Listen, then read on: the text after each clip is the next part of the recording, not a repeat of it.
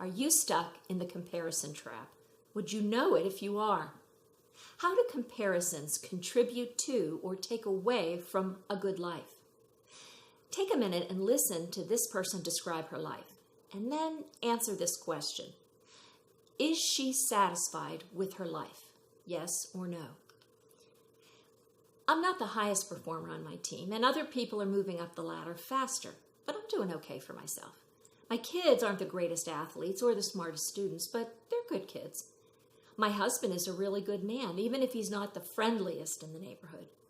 My house isn't the best house on the block, but it's pretty nice. We pay our bills and keep the credit card balances under control. But you know what? My brother is clearly the richest one in the family. I'm a little overweight, but I take care of myself.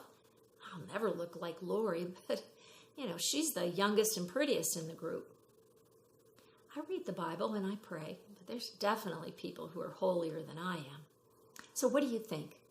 Do you think this person is satisfied with their life? Yes or no? How do you know? She says good things about her career path, her kids, her husband, her home, her finances, her looks, and her spiritual life. But did you hear all the buts? She's concluded she's not the highest, the fastest, the best, the richest, the prettiest, or the holiest. Her kids aren't the greatest or the smartest. And her husband is a good guy, even though he's not the friendliest. I know it's up to each person alone to judge their level of satisfaction in life. What I was wondering when I heard that is, how can she fully enjoy and appreciate her life when she's stuck in the comparison trap? I found that whether you come out on top or you come up lacking, there's no win in comparison. It's a trap, and it takes away from living a good life. Measuring yourself against others happens naturally in the human mind, and it can be helpful. Noticing someone's higher career achievements can motivate you to finish that degree or go the extra mile on the job. Being recognized as the best in something, well, it feels good. And let's face it, it gives us a boost to our self-esteem. Comparisons, though, can be harmful when they leave you feeling inferior, inadequate, and hopeless. Social media, well, that just made comparisons inevitable, even if it only reveals a distorted, thin slice of reality in everyone's life. What I've discovered is that when I get stuck in the comparison trap, my anxiety increases, and I experience a growing sense of discontentment with so many areas of my life.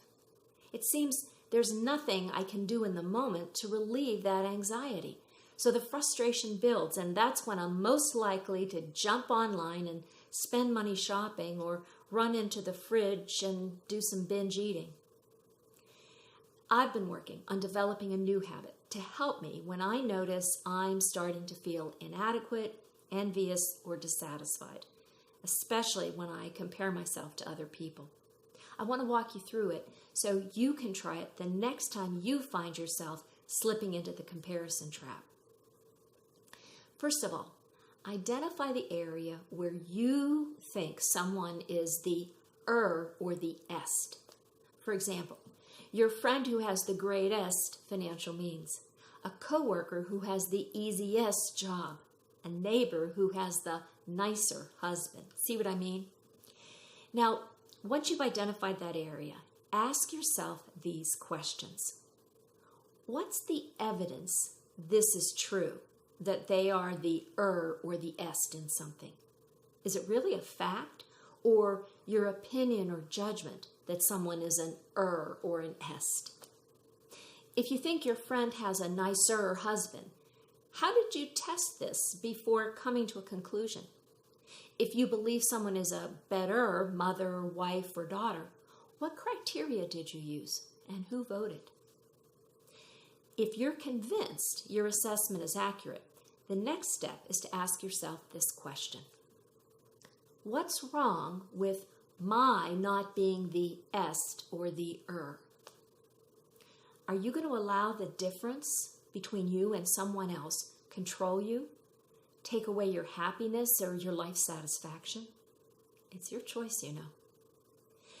If you're stuck in the comparison trap, Rather than comparing yourself to others, what if you focused on your own development?